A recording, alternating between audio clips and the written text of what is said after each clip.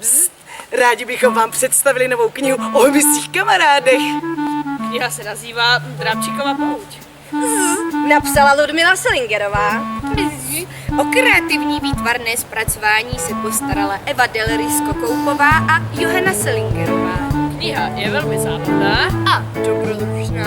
Poučná. A hluboká. A poetická. takže nás podpořte. Nebo Určitě vám to bude stát za to. Kromě dobrého skutku vás čekají i zajímavé ceny. Děkujeme za podporu a přejeme vám prýma švandu.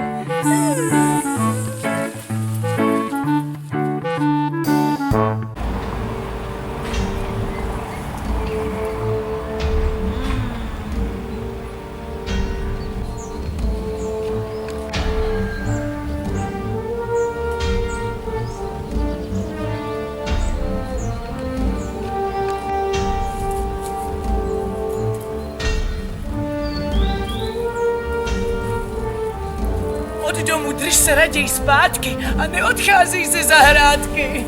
Ta strašlivá pascilová je pro nás rovná hřbitová.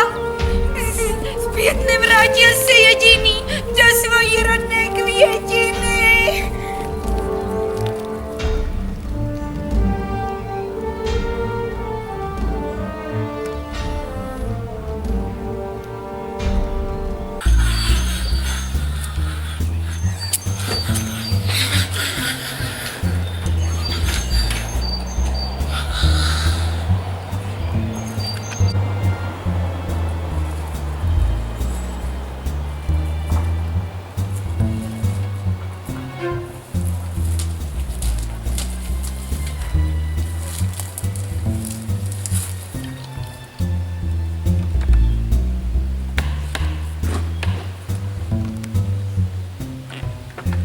Bzz.